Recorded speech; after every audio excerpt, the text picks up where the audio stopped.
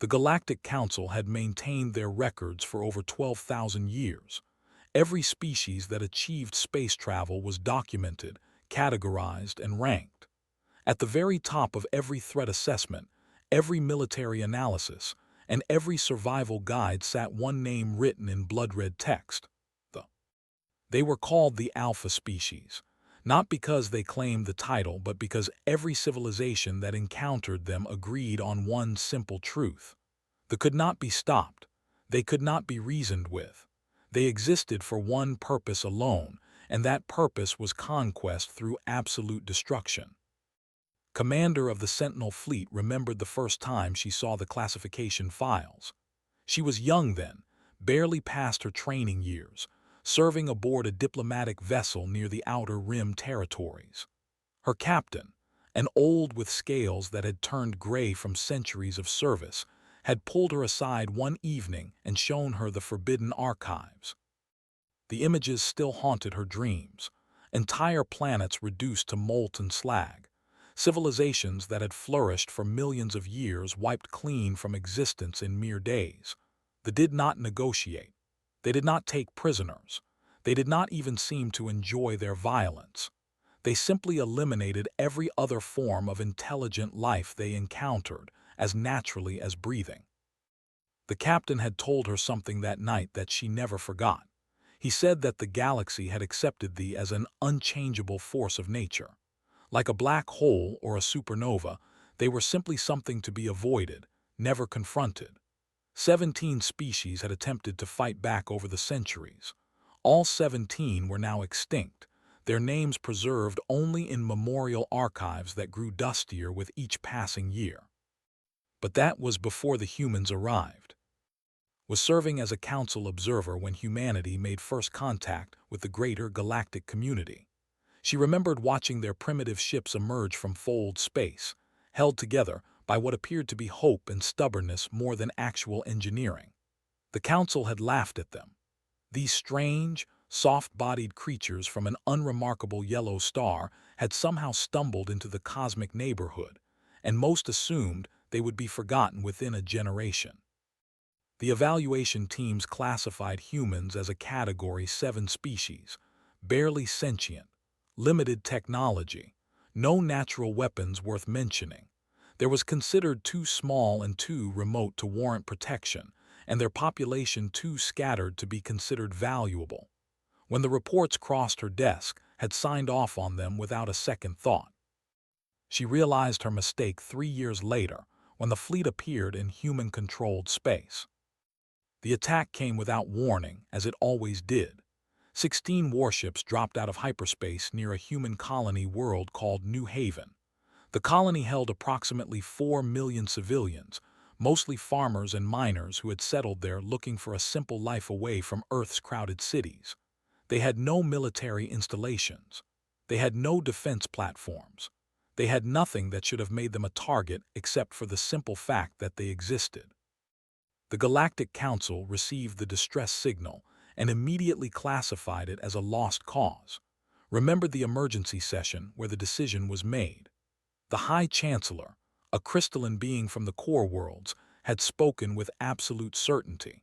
He declared that humanity would mourn their dead, learn the harsh lesson of galactic reality, and hopefully survive long enough to relocate their remaining populations to protected council space.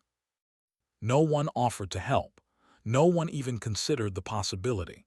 They had never been defeated in recorded history. What could a Category 7 species possibly do against the alpha predators of the galaxy? The answer arrived 6 days later, and it rewrote everything the Council thought they understood about the universe. The first sign that something unusual had occurred came when the fleet failed to report their conquest. This was strange, because they always transmitted their victories. It was part of their psychological warfare, a reminder to the galaxy that resistance was meaningless. But the channels remained silent. A Council reconnaissance probe was dispatched to investigate. When the data arrived at Central Command, was among the first to review it. She stared at her display screen for nearly an hour without speaking, convinced that the equipment had malfunctioned. The probe showed New Haven intact. The colony's buildings still stood, the orbital stations still operated, and floating in a debris field that stretched across 3 sectors were the shattered remains of 16 warships. Every single one had been destroyed. The Council demanded an explanation. They sent ambassadors to Earth, desperate to understand what had happened. The humans received them politely enough, served them something called coffee, and then explained the situation in terms so simple that thought they were joking. The human military commander who briefed them was a woman named Admiral. She was small by human standards, with gray hair and eyes that seemed permanently tired. She spoke without emotion, as if she were discussing weather patterns rather than the extinction of the galaxy's most feared predators. Admiral explained that when they arrived at New Haven, the colony had activated its emergency protocols.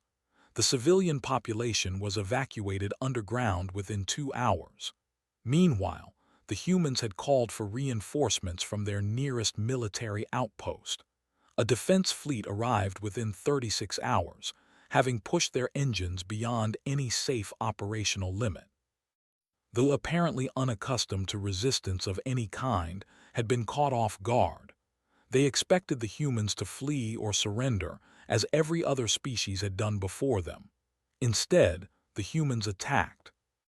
Asked how this was possible, the ships were protected by shielding technology that the Council's best scientists could not even understand, let alone penetrate.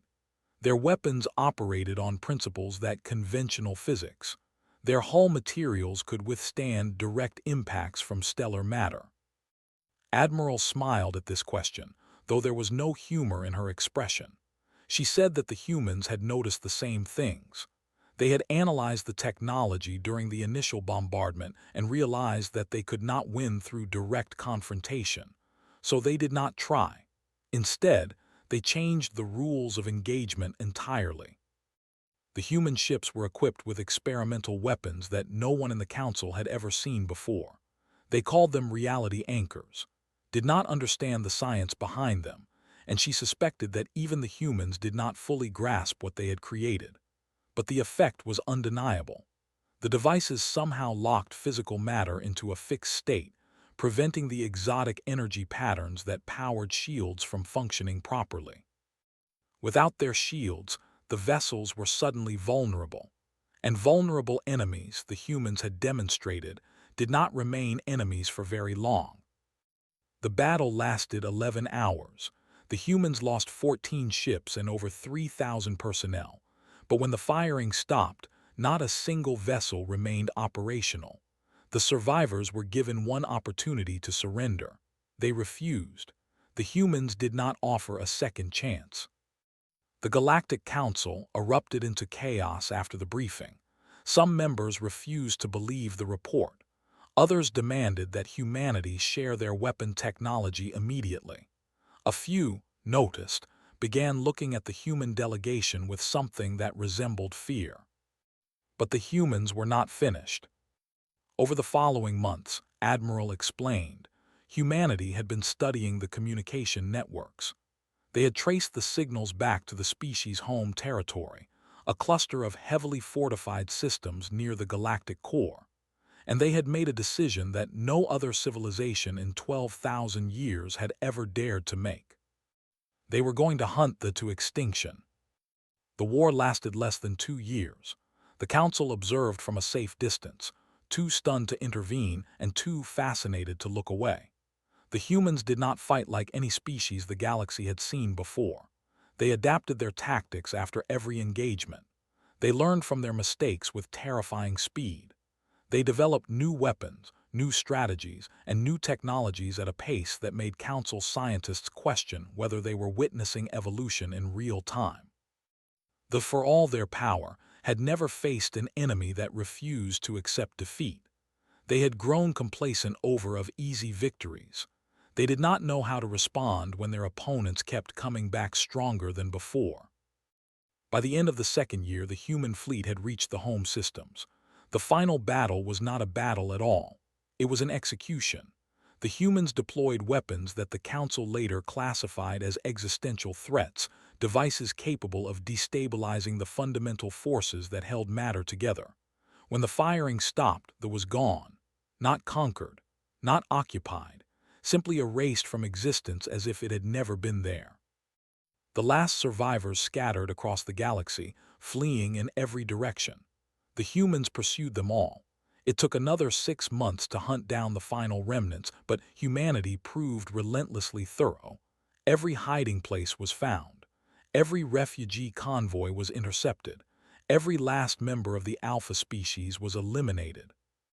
Watched the final confirmation message arrive at Council headquarters. They were gone. 12,000 years of terror had ended not with a whimper, but with the calculated precision of a species that had decided the galaxy would be safer without them. The Council held a ceremony to honor humanity's achievement. Awards were prepared, speeches were written, but the humans declined to attend. Admiral sent a brief message explaining that they had too much work to do, too many colonies to rebuild, too many dead to bury. They did not see their actions as heroic. They had simply done what needed to be done. Never forgot the final words of that message. Admiral wrote that humanity had not set out to become the galaxy's protectors or its new apex predators. They were just a young species trying to survive in a dangerous universe. But they had learned an important lesson from when something threatens everything you love, you do not wait for permission to fight back. You do not hope that someone else will solve the problem. You rise up, you face the darkness, and you make absolutely certain that it never threatens anyone again. They had been labeled Alpha for 12,000 years.